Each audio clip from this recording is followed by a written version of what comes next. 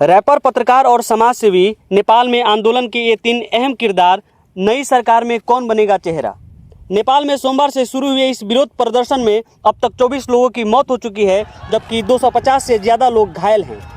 इसके बाद मंगलवार को भी काठमांडू में बड़े पैमाने पर विरोध प्रदर्शन हुआ और प्रदर्शनकारियों ने सुरक्षा कर्मियों पर जमकर पथराव किया।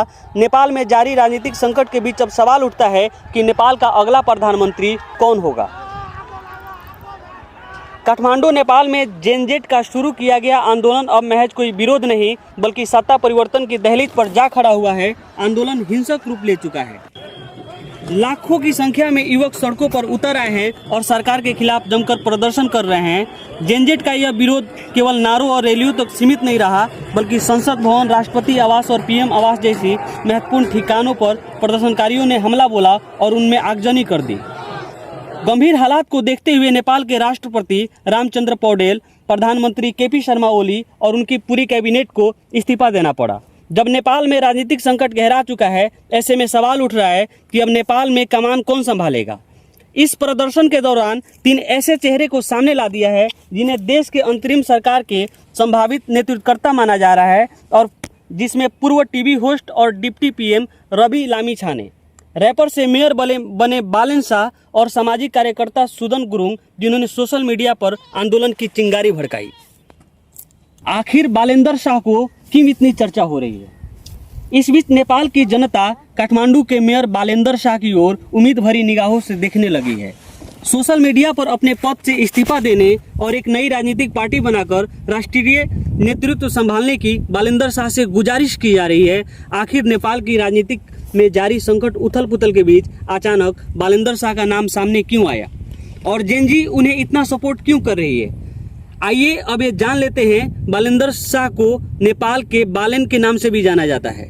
27 अप्रैल 1990 को काठमांडू के नरदेवी में एक मैथिली मूल के मधेसी परिवार में जन्मे बालेंदर शाह एक नेपाली रैपर, सिविल इंजीनियर और काठमांडू के 15वें मेयर हैं। 2022 में वो तब चर्चा में आए थे क्योंकि काठमांडू में एक निर्दलीय उम्मीदवार पहली बार मेयर बना था। 2023 में मैगजीन ने उन्हें टॉप 100 उभरते नेताओं की सूची में शामिल किया था।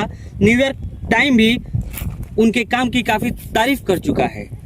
बालेन की लोकप्रियता खासकर युवाओं में ज़्यादा है।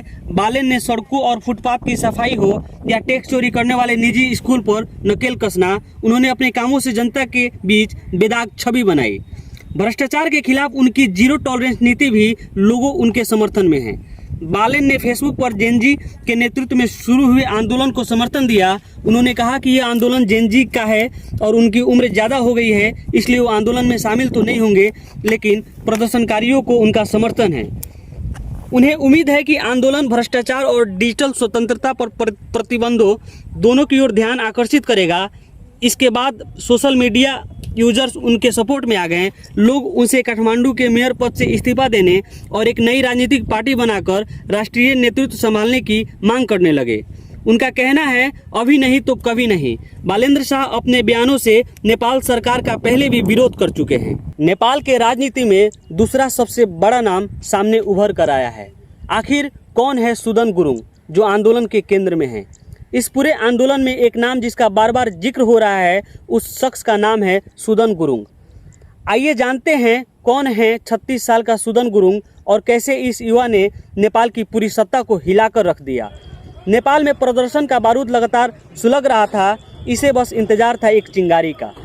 केपी ओली सरकार ने सोशल मीडिया पर बैन लगाया तो इस मुद्दे ने बारूद पर चिंगारी, ऐसी चिंगारी लगाई कि इससे भड़की आग की लपटें संसद तक जा पहुंची। फैसला आते ही हामी नेपाल नामक एक संगठन ने युवाओं को संगठित करने का काम शुरू कर दिया।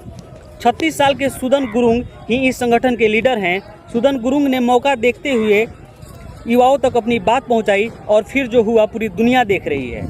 सुदन गुरुङ हामी नेपाल नामक एनजीओ के अध्यक्ष हैं। साल 2015 में विनाशकारी भूकंप में बेटे के मौत के बाद उन्होंने इवेंट मैनेजमेंट छोड़कर समाज सेवा की राह चुनी।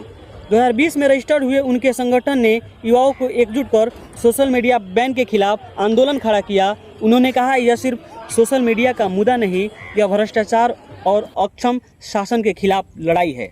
और नेपाल की राजनीति में तीसरा सबसे बड़ा नाम जो सामने आ रहा है वो है रवि लामिछाने। केपी शर्मा ओली के इस्तीफे के बाद उत्तराधिकारी की दौड़ में एक और नाम जो सबसे आगे चल रहा है वो है रवि लामिछाने, जो कि पत्रकार और एंकर भी रह चुके हैं। नेपाल के पूर्व गृह मंत्री रवि भी इसी रेस में सबसे आगे बताए जा रहे हैं। उन्होंने 2022 में राष्ट्रीय स्वतंत्र पार्टी आरएसपी की स्थापना की थी। आरएसपी ने खुलकर जेनजी का विरोध प्रदर्शन का समर्थन किया। उनकी पार्टी के 21 सांसद ने एक साथ इस्तीफा देकर ओली पर इस्तीफे का दबाव बनाया है। ऐसे में युवाओं का समर्थन भी रवि लामिछाने के साथ दिख रहा है। संकट की घड़ी में ऐसा कहा जा रहा है कि लामिछाने ने नेपाली सांसद को अस्थिर करने के लिए एक सोची समझी रणनीति के तहत अपने सांसदों का इस्तीफा दिलाया। रवि लामिछाने नेपाल के पहले से ही युवाओं के बीच अच्छे खासे लोकप्रिय हैं। उनकी फैन फॉलोइंग सोशल मीडिया पर भी तगड़ी है। नेपाल के युवा उन्हें भ्रष्टाचार विरोधी राजनीति का प्रमुख चेहरा मानते हैं। यही वजह है कि वो युवाओं के बीच देउवा, ओली, प्रचंड जैसे जमे हुए नेताओं के विपरीत एक बेदाग विकल्प के रूप में उभरे हैं। हालांकि इस बीच खबरें ये भी आ रही है कि उन्होंने ही पर्दे के पीछे इस आंदोलन को समर्थन दिया और युवाओं को सरकार पर दबाव डालने के लिए उकसाया।